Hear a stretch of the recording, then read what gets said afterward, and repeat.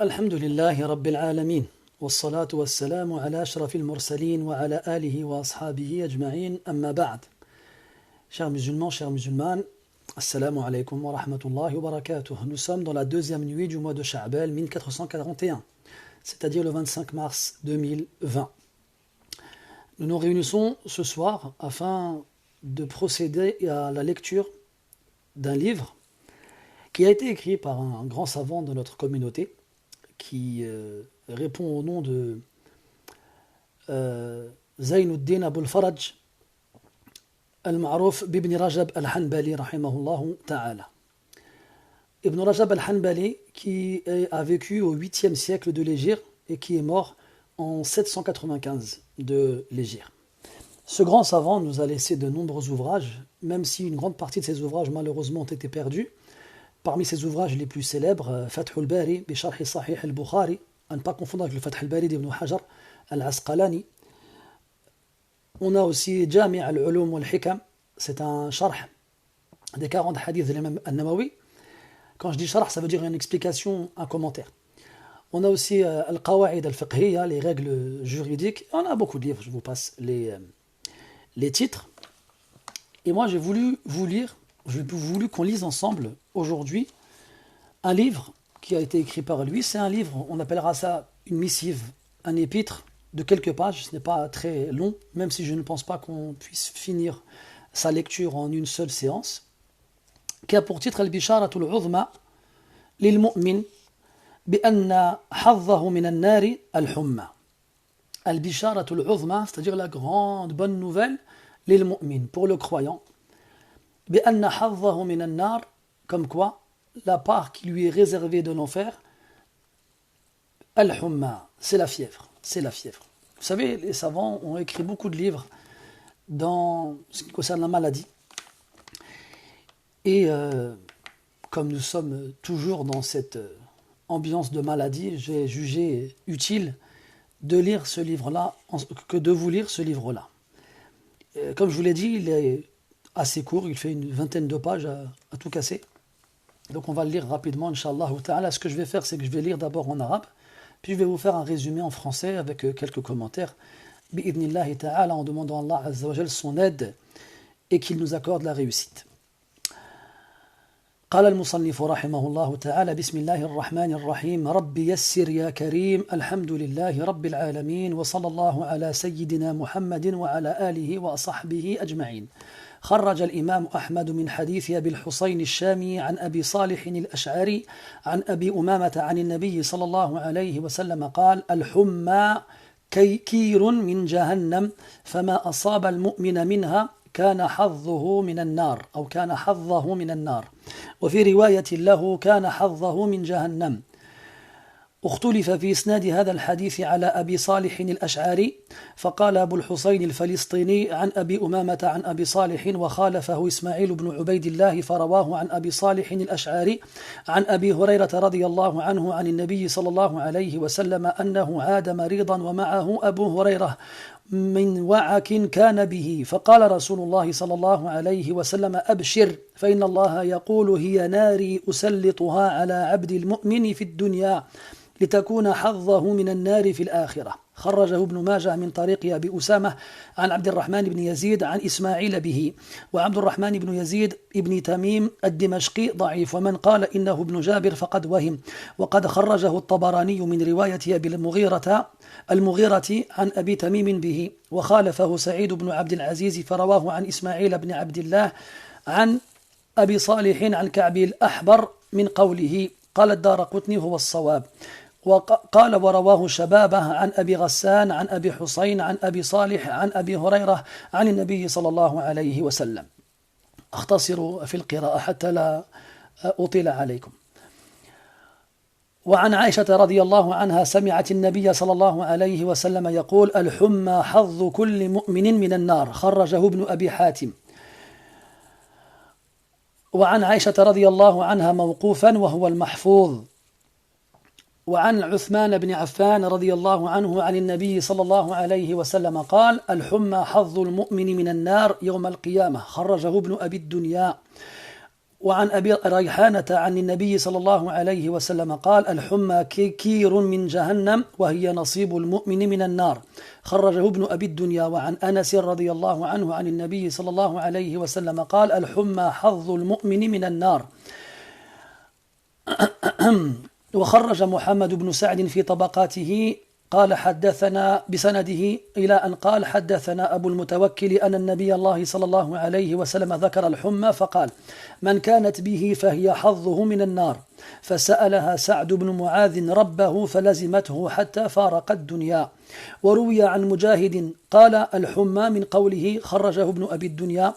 وعن مجاهد قال الحمى حظ كل مؤمن من النار ثم قرأ وإن منكم إلا واردها كان على ربك حتما مقضيا والورود في الدنيا هو الورود في الآخرة.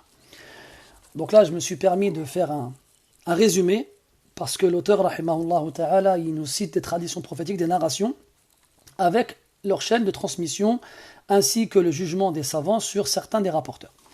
Donc je n'ai pas voulu trop lire en arabe de peur que vous n'ayez pas que cela vous paraisse lourd. Mais en gros pour faire bref, l'auteur il commence le livre en nous parlant d'un hadith, d'une tradition prophétique, une parole du prophète sallallahu alayhi wa sallam, rapportée par plusieurs compagnons. C'est rapporté par Abu Umam al-Bahili, c'est rapporté par Abu Hurairah, c'est rapporté par Anas, c'est rapporté par Aïcha, c'est rapporté par Uthman, c'est rapporté par Abu Rayhana. Tous ceux-là sont des compagnons radiyallahu anhum ajma'in. Il nous rapporte que le prophète alayhi salatu wassalam a dit Al-Humma kirun min jahannam. Al-Humma c'est la fièvre. Donc ici quand on parle de Humma, la fièvre, donc tout le monde sait c'est quoi la fièvre, on va voir plus précisément de quoi il s'agit un peu plus tard inshallah ta'ala. Et la fièvre, quelle que soit la maladie qui nous touche, à partir du moment où notre température corporelle elle va augmenter, à partir du moment où on va ressentir la fièvre, alors on est concerné par ces hadiths. Al-Humma kir. Al-Kir, c'est le soufflet. Vous avez sûrement déjà vu à l'époque, les forgerons prenaient des soufflets qui avaient une pointe, qu'ils inséraient dans une petite lucarne, dans un four qui servait donc à faire chauffer le fer pour qu'il puisse le frapper, et ils appuyaient dessus pour en faire sortir de l'air, pour que le feu se ravive. Pour que le feu se ravive. Eh bien, cet instrument-là, le soufflet, on l'appelle en arabe al-kir. Donc, al-humma, c'est ce soufflet, un soufflet qui provient de l'enfer. Le croyant qui en sera touché ici-bas, eh bien, qu'il sache que ce sera sa part de l'enfer. Sa part de l'enfer. C'est-à-dire que le croyant, tout être humain qu'Allah Ta'ala a créé, Allah Azza wa Jal, il va créer une place au paradis et une place en enfer. Et si on a une place qui nous est déjà réservée en enfer, ça ne veut pas dire forcément qu'on va y aller. Heureusement. Parce qu'Allah Azza wa Jal nous fait rentrer au paradis par sa miséricorde, pas par nos actions. Nos actions, elles, vont nous faire mériter les degrés et les places dans le paradis. Ou bien vont nous permettre d'échapper à l'enfer. Allah Azza wa Jal, il nous fait rentrer au paradis par sa miséricorde. Donc on a tous une part de l'enfer qui nous est réservée, à laquelle, incha'Allah ta'ala, on est censé échapper si Allah nous fait miséricorde. Eh bien, lorsqu'on est touché ici-bas par la fièvre, c'est une partie de ce qui est censé nous attendre en enfer. Quand on dit une partie, c'est proportionnel à la fièvre qui nous touche, et c'est aussi proportionnel au comportement qu'on va avoir vis-à-vis de la fièvre. Est-ce qu'on va supporter ça avec foi et certitude et patience, en espérant et en comptant sur la récompense, ou bien est-ce qu'on va s'énerver, se mettre en colère et refuser le décret d'Allah subhanahu wa ta'ala. Tout dépend de comment on va réagir face à cette fièvre. Dans une autre version du hadith, Abu Hurairah radiyallahu anhu, il nous dit qu'il a visité avec le prophète sallallahu alayhi wa sallam une personne malade qui était touchée d'une fièvre. Alors le prophète lui a dit, réjouis-toi, car Allah ta'ala il dit, il s'agit de mon feu, en parlant de la fièvre. Je l'envoie sur mon serviteur croyant ici-bas, afin qu'elle soit sa part de l'enfer dans l'au-delà. Et donc toutes les autres versions qu'on a pu lire, de tous les compagnons qu'on a cités, donc on a dit Abu Umama, Abu Huraira, Aisha, Uthman, Anas et Abu Rayhan radiyallahu anhu majma'in, qui rapportent tous à peu près la même chose. Comme quoi, la fièvre qui touche le croyant ici-bas est la part qui lui était réservée dans le feu de l'enfer, dans l'au-delà. On a aussi une parole qu'on attribue à Mujahid, qui était un élève de Abdullah ibn Abbas radiyallahu anhuma. Il disait Al-Humma hadhu kulli mu'minin minan nar. C'est-à-dire que Al-Humma, la fièvre, est la part réservée à chaque croyant de l'enfer. Donc Allah tabaraka wa ta'ala, par sa miséricorde, il épargne les croyants du feu de l'enfer dans l'au-delà en les faisant souffrir de la fièvre ici-bas. Puis il a lu le verset quand Allah ta'ala dit Wa in minkum illa wariduha. Et il n'y en a pas un parmi vous sans qu'il n'y passera. Kana ala rabbika hatman maqdiya. C'est pour ton Seigneur, c'est envers ton Seigneur une promesse obligatoire à tenir. Et on reviendra sur ce verset par la suite, insha'Allah ta'ala. Je reprends la lecture. Donc là, en fait, si vous voulez, l'auteur, rahimahullah ta'ala, il a mis comme introduction à cette missive, à cet épître, ces hadiths pour justifier justement le titre Al-Bisharatul Uzma lil Mu'min bi anna haddahu min an-nar al-humma. Pour certains qui demandent encore quel est le titre du livre, je l'écrirai, Inch'Allah ta'ala, à la fin. Alors, la grande bonne nouvelle, l'énorme grande bonne nouvelle pour le croyant, comme quoi sa part de l'enfer est dans la fièvre. Et donc ça, l'auteur, rahimahullah ta'ala, il a cité tous ces hadiths-là, sans bien entendu omettre le fait que ces narrations contiennent certaines faiblesses au niveau de certains rapporteurs, mais toutes ces versions se renforcent les unes les autres et prouvent que ces textes-là ont une origine. On revient à la parole de l'auteur Ibn Rajab al-Hanbali rahimahullah ta'ala. قال اعلم أن الله تعالى خلق الجنة والنار ثم خلق بني آدم وجعل لكل واحد من الدارين أهلا منهم. Sache qu'Allah Ta'ala a créé le paradis et l'enfer. Puis ensuite, il a créé les fils d'Adam.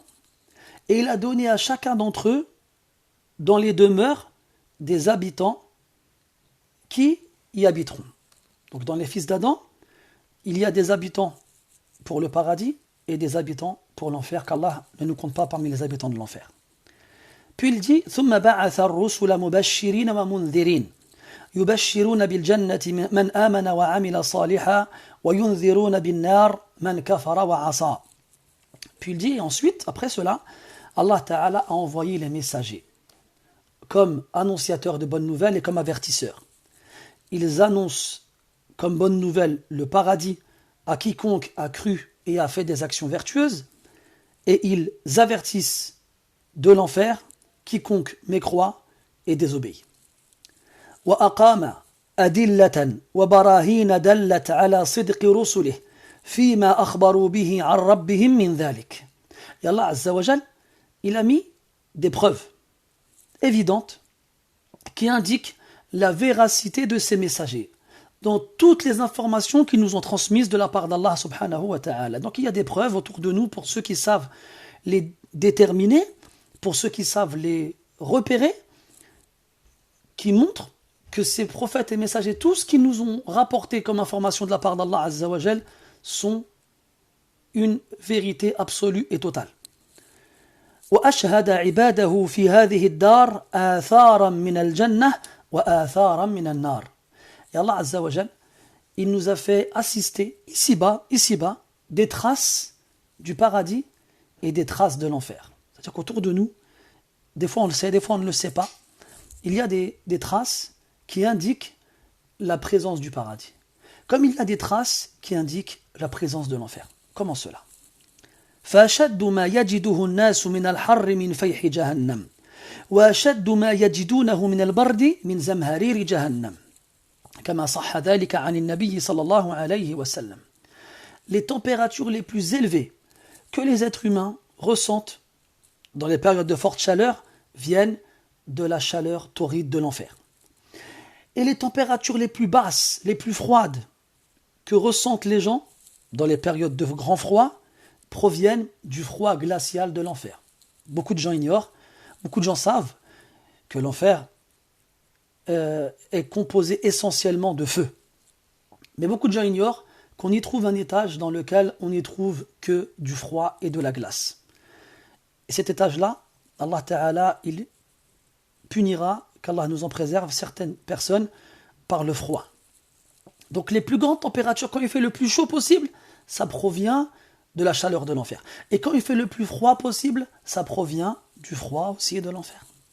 Comme cela a été rapporté de façon authentique d'après le prophète alayhi salatu wassalam. Mais si Allah Ta'ala il nous fait ressentir des traces de l'enfer ici-bas, il va nous faire aussi ressentir les traces du paradis ici-bas. وروي أن برد السحر الذي يشهده الناس كل ليلة من برد الجنة حين تفتح سحرا كل ليلة.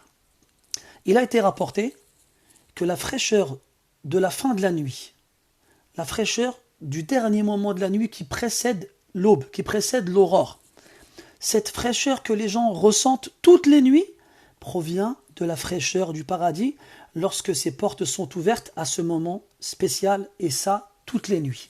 Toutes les nuits, les portes du paradis sont ouvertes et s'échappe du paradis cette brise que l'on ressent à la fin de la nuit, juste avant la levée de l'aube et de l'aurore. وروي عن عبد الله بن عمرو أن الجنة معلقة بقرون الشمس تنشر كل عام مرة يشير إلى زمن الربيع وما يظهر فيه من الأزهار والثمار وطيب الزمان واعتداله في الحر والبرد وابلغ من هذا كله أن الله تعالى أشهد عباده في نفوسهم آثارا محسوسة يجدونها ويحسونها من آثار الجنة والنار. Il a été rapporté, d'après Abdullah ibn Amr ibn al-As radiyallahu anhuma, un compagnon du prophète sallallahu alayhi wa sallam, comme quoi le paradis est accroché aux cornes du soleil, aux cornes du soleil. Je vous passe les détails, effectivement, dans un hadith, il a été dit que le soleil avait, entre guillemets, des cornes. Et que le paradis était suspendu à ces cornes-là. Et tous les ans, une fois dans l'année, eh bien, le paradis est ouvert, est mis à disposition une fois dans l'année. À quoi fait-il référence? Ibn Rajab rahimahullah, il nous dit qu'il fait référence à la saison du printemps. Cette saison particulière dans l'année dans laquelle les fleurs, donc les bourgeons fleurissent, les fruits poussent et mûrissent, cette saison de l'année où le temps est à son plus beau fixe, c'est-à-dire ni il fait trop chaud, ni il fait trop froid. Et c'est donc dans cette saison-là que on voit autour de nous des traces du paradis, ce paradis qui ouvre ses portes une fois dans l'année lorsque la saison du printemps arrive. Puis il nous dit, rahimahullah ta'ala, et encore plus fort que tout cela, cette brise à la fin de la nuit avant l'aube, ou bien encore ce qu'on ressent au printemps lorsqu'on voit la nature reprendre des couleurs. Et bien plus fort que cela encore, ce qu'Allah Ta'ala il fait ressentir à ses serviteurs dans leur propre personne, dans leur propre corps, dans leur propre cœur, des signes palpables, des signes concrets qu'ils ressentent en eux-mêmes, des traces du paradis, des traces de l'enfer.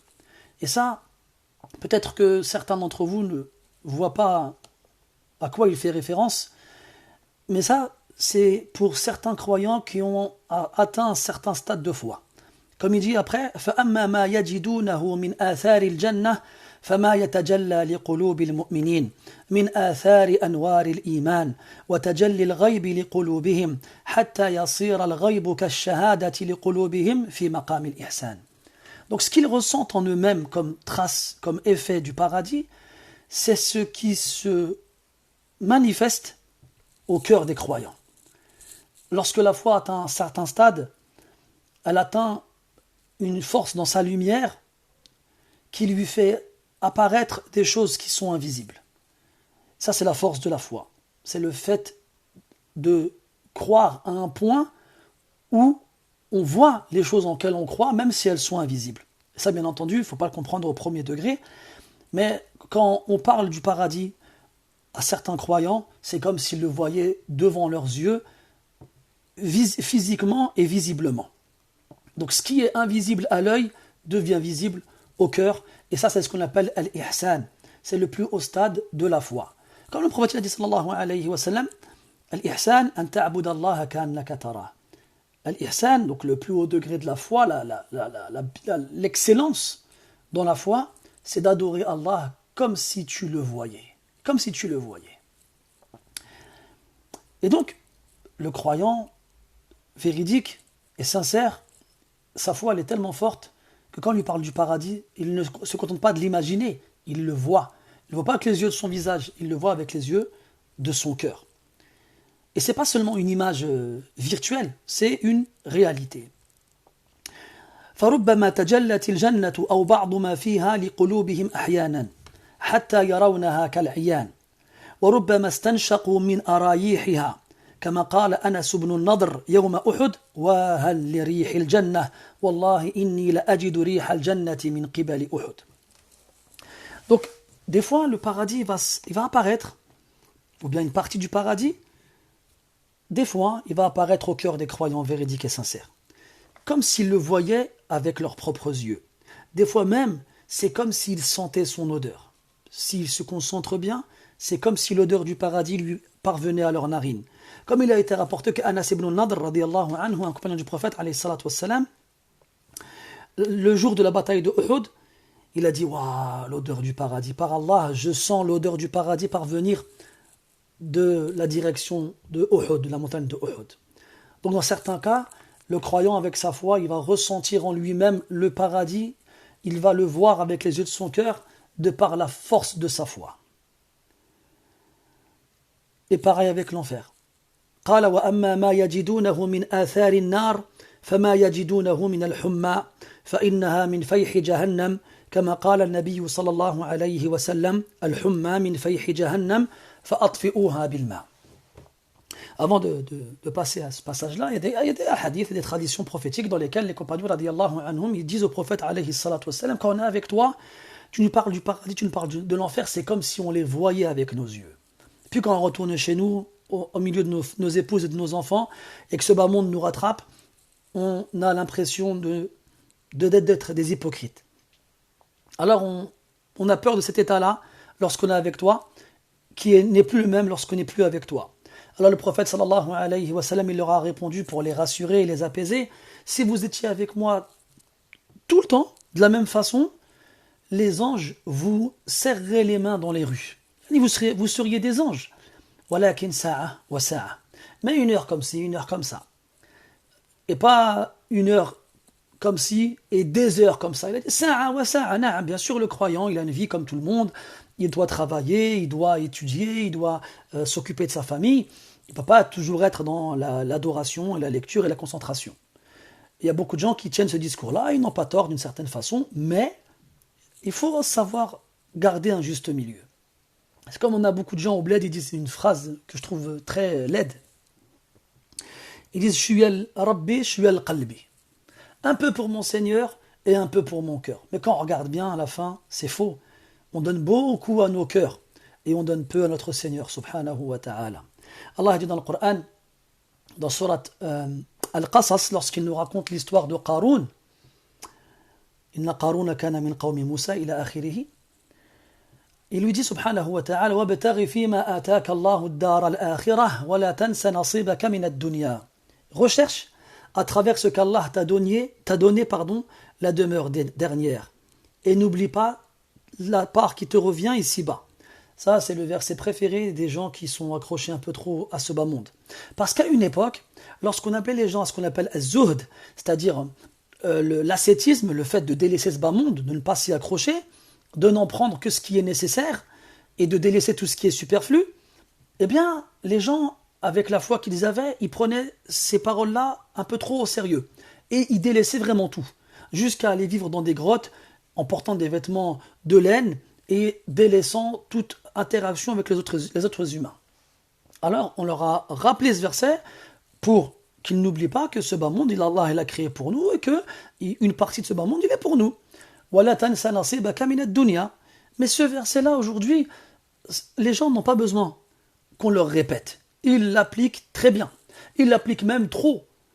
Ils n'oublient pas la part qui leur revient de ce bas monde. Ce qu'ils oublient, c'est de rechercher à travers ce qu'Allah nous a donné la demeure dernière. Donc on devrait plus leur rappeler aujourd'hui le début du verset que la fin. Et à chaque situation, une parole qui lui correspond. Revenons à la parole de l'auteur, rahimahullah. Il dit وَأَمَّا مَا يَجِدُونَهُ مِنْ آثَارِ النَّارِ فَمَا يَجِدُونَهُ مِنَ الْحُمَّى فإنها من فيح جهنم كما قال النبي صلى الله عليه وسلم الحمى من فيح جهنم فأطفئوها بالماء. Donc on a vu que le croyant dans certaines circonstances, il peut ressentir les traces et les effets du paradis en lui-même lorsque sa foi atteint un certain degré, comme s'il voyait de ses propres yeux. Et s'il n'a pas atteint ce degré-là, qu'il sache que cette douce et légère brise qui souffle à la fin de la nuit, avant l'appel à la prière de l'aube, ou bien encore au printemps, eh bien qu'il sache que tout cela sont des traces, des effets physiques et palpables du paradis. Maintenant, quels sont les effets et les traces physiques et palpables et concrètes de l'enfer? Eh bien, c'est la fièvre. La fièvre, ça provient du souffle ardent, de la chaleur torride de l'enfer. Comme le prophète a dit sallallahu alayhi wa sallam, al-humma min fayhi jahannam. La fièvre provient du souffle ardent de l'enfer. Fa'atfi'uha bil ma'. Éteignez-la avec l'eau. Éteignez-la avec l'eau. Et bien entendu, je ne l'ai pas dit, certes, mais je pense que vous l'avez compris. Et c'est que si on a choisi de lire ce livre-là, c'est que, vu les temps qui courent et la maladie qui se propage, on sait que parmi les symptômes de cette maladie-là, c'est une forte fièvre. C'est donc pour ça que mon choix s'est avéré sur ce livre-là. L'auteur dit, rahimahullah, wa hiya naw'an, harratun wa barida. فالحارة من آثار سموم جهنم والباردة من آثار زمهرير جهنم. Et il y a deux types de fièvre. Ajib ça. Une fièvre chaude et une fièvre froide. La fièvre chaude est une trace de la chaleur torride de l'enfer. Et la fièvre froide est une trace du souffle glacial de l'enfer. Vous allez me dire comment ça, une fièvre froide? Je pense que tous ici, on est déjà tombé malade et on a déjà ressenti ce froid. Malgré la fièvre, on a froid, on a besoin d'être couvert, on tremble même des fois, on grelotte. Eh bien, ce froid que l'on ressent dans la maladie, malgré la montée de la température, eh bien, provient du souffle glacial de l'enfer. وروى ابن إسحاق عن محمد بن عمرو بن عطاء عن أبي السائب مولى عبد الله بن زهرة عن أبي هريرة رضي الله عنه عن النبي صلى الله عليه وسلم قال إن النار استأذنت ربها في نفسين فأذن لها فأما أحدهما فهذه الجذوة التي تصيبكم من السماء وأما الآخر فهذه الحمى التي تصيبكم فإذا اشتدت على أحدكم فليطفئها عنه بالماء البارد خرجه أبو أحمد الحاكم وإسناده جيد وهو غريب جدا. Donc dans un hadith attribué au prophète alayhi salatu wassalam, il aurait dit que l'enfer a demandé la permission à son Seigneur dans le fait de souffler 2 fois dans l'année. Dans une version de ce hadith chez l'imam al-Bukhari, le prophète dit sallallahu alayhi wa sallam, ishtakat al-naru ila rabbiha, l'enfer s'est plaint à son Seigneur. Pourquoi? Elle a dit akala ba'di ba'da. C'est-à-dire que mes parties s'entre-dévorent de par l'intensité de la chaleur qu'elle contient. Eh bien, les parties de l'enfer s'entre-dévorent. Alors Allah il lui a permis de souffler 2 fois dans l'année pour évacuer un peu de cette chaleur-là. Allah il lui a permis de souffler 2 fois. Il dit, on revient au hadith, quant à l'un de ces 2 souffles, eh bien c'est cette chaleur terrible qui nous provient du ciel. En été, notamment, lorsqu'il fait vraiment très chaud, ça nous tombe dessus du ciel, de par la proximité entre guillemets du soleil, et ainsi, c'est un des 2 souffles que l'enfer, avec lequel l'enfer évacue de sa chaleur. Quant à l'autre souffle, c'est cette fièvre qui vous touche. Donc lorsque la fièvre s'intensifie sur l'un d'entre vous, qu'il l'éteigne avec de l'eau fraîche. Puis il dit, rahimahullah, فَإِذَا كَانَتِ الْحُمَّى مِنَ النَّارِ ففي هذه الأحاديث السابقة أنها حظ المؤمن من نار جهنم يوم القيامة.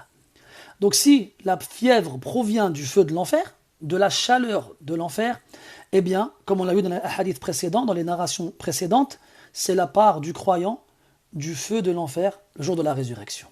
C'est sa part. Quand le croyant il est touché par la fièvre ici-bas, eh bien qu'il sache qu'il est touché en même temps par la part qui lui revenait de droit du feu de l'enfer le jour de la résurrection. Et c'est pour ça que c'est une bonne nouvelle. والمعنى والله أعلم أن حرارة الحمى في الدنيا تكفر ذنوب المؤمن ويطهر بها حتى يلقى الله بغير ذنب فيلقاه طاهرا مطهرا من الخبث فيصلح لمجاورته في دار كرامته دار السلام ولا يحتاج إلى تطهير في كير جهنم غدا حيث لم يكن فيه خبث يحتاج إلى تطهير وهذا في حق المؤمن الذي حقق الإيمان ولم يكن له ذنوب إلا ما تكفره الحمى وتطهره. Voilà, c'est là où nous voulions en arriver. Il dit le sens de ce qu'on vient de dire, c'est que la chaleur de la fièvre ici-bas expie les péchés du croyant. Elles les font disparaître. Et il est purifié à travers elles. Il est purifié, le croyant, lorsqu'il est souffrant de la fièvre, il est purifié de ses péchés à travers la fièvre, jusqu'à ce qu'il rencontre Allah Azza wa Jal sans aucun péché. Sans aucun péché. Tu arrives devant Allah subhanahu wa ta'ala et tu es léger.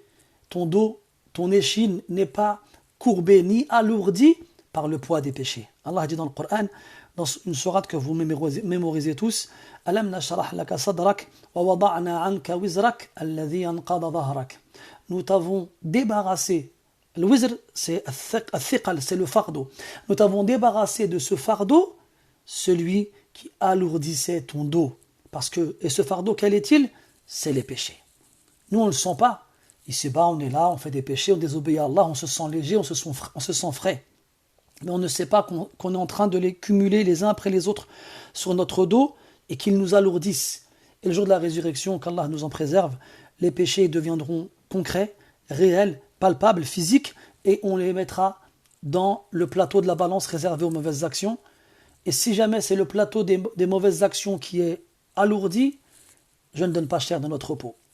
Donc, la fièvre, sa chaleur, elle expie les péchés du croyant et elle le purifie jusqu'à ce qu'il arrive devant Allah Ta'ala sans avoir aucun péché.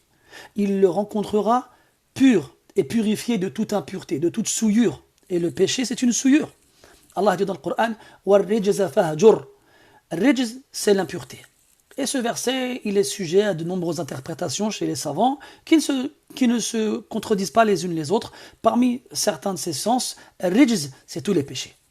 Tous les péchés. Fahjur, éloigne-toi d'eux, exile-toi d'eux, boycotte-les. Donc al-khubth, c'est l'impureté, une impureté abstraite, c'est-à-dire l'impureté des péchés.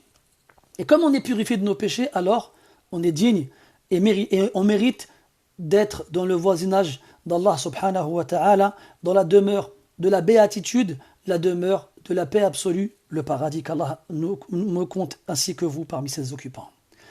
Et ainsi, le jour de la résurrection, le croyant, lorsqu'il arrivera sans aucun péché, il n'aura pas besoin d'être purifié avec le soufflet de l'enfer. Il n'aura pas besoin. Parce que justement, le passage des croyants en enfer, il sert à les purifier des péchés qui ne leur ont pas été pardonnés le jour de la résurrection. On en reparlera plus tard, Inch'Allah ta'ala. Donc comme on arrive devant Allah sans aucun péché, sans impureté que l'on doit nettoyer, alors on sera épargné du châtiment de l'enfer. Et là, l'auteur il dit une chose très importante. Il dit وَهَذَا فِي حَقِّ الْمُؤْمِنِ الَّذِي حَقَّقَ الْإِيمَانِ. Par contre, tout ce qu'on est en train de dire là, ça ne concerne que le croyant qui a concrétisé la foi, qui a réalisé la foi, qui a parfait la foi. Comment est-ce que l'on parfait la foi? Comment est-ce que l'on concrétise la foi? Eh bien, c'est justement d'obéir à Allah subhanahu wa ta'ala dans ce qu'il nous demande de faire, de délaisser ses interdits, d'étudier sa religion, de s'instruire dans sa religion, d'ordonner le bien, d'interdire le mal, et ainsi de suite. Bien entendu, personne n'est exempt d'erreurs, on a tous des péchés, on a tous des défauts, mais le croyant véridique, c'est celui qui s'empresse de se repentir à son Seigneur lorsqu'il commet une erreur. C'est celui qui se précipite en implorant le pardon d'Allah lorsqu'il désobéit à Allah, subhanahu wa ta'ala. Donc il fait le moins de péchés possible. Et quand il en fait, il demande à Allah de lui pardonner. C'est pour ça qu'il dit, il n'a pas de péché, sauf ceux que la fièvre a expiés et dont il a été purifié. Dont il a été purifié. Ce n'est pas tout le monde et qui aura le droit à cette faveur exceptionnelle de se voir purifié de ses péchés dans la fièvre. Ce qui signifie qu'il y a des gens, malheureusement, qui, à cause de leurs nombreux péchés et de leur absence de repentir, et du fait qu'ils n'implorent pas le pardon d'Allah subhanahu wa ta'ala, du fait qu'ils ne cherchent pas à revenir vers lui, qui malgré la présence de la chaleur, de la fièvre, ils auront toujours des péchés dont ils devront être purifiés le jour de la résurrection. وقد تواترت النصوص عن النبي صلى الله عليه وسلم بتكفير الذنوب بالأسقام والأوصاب وهي كثيرة جدا يطول ذكرها. Les textes dans lesquels le prophète sallallahu alayhi wa sallam nous informe que les péchés sont purifiés, que les croyants sont purifiés de leurs péchés, que les péchés sont effacés par les maladies et par les fièvres et par les fatigues sont très nombreux et ont été rapportés par un nombre de personnes tellement grand et important qu'il est impossible qu'ils soient tous mis d'accord pour mentir. On a une certitude absolue que ces textes-là ont bien été dits par le prophète alayhi salatu wassalam. Il y en a beaucoup et il serait très long de tous les citer. Et Inch'Allah ta'ala, on continuera la lecture. Je vous donne rendez-vous vendredi, Inch'Allah ta'ala, pour continuer la lecture de ce livre-là. Donc on va lire dans ce livre-là, Inch'Allah, vendredi soir, ainsi que samedi, jusqu'à ce qu'on le finisse. Et j'ai préparé quelques livres en rapport justement avec la maladie, avec le comportement que le croyant doit avoir vis-à-vis de la maladie, vis-à-vis de la fièvre, de nombreuses règles et de nombreuses informations très importantes et intéressantes qui, Inch'Allah ta'ala, nous permettront de bien nous comporter dans ces périodes difficiles. Qu'Allah subhanahu wa ta'ala nous permette de comprendre sa religion, qu'il ouvre les yeux de nos cœurs et qu'il fasse de nous des serviteurs croyants et respectueux et satisfaits de son décret, même s'il est douloureux. سبحانك اللهم وبحمدك أشهد أن لا إله إلا أنت نستغفرك ونتوب إليك وصلى الله على نبينا محمد وعلى آله وأصحابه أجمعين والحمد لله رب العالمين والسلام عليكم ورحمة الله وبركاته حفظكم الله جميعا et à très bientôt إن شاء الله تعالى.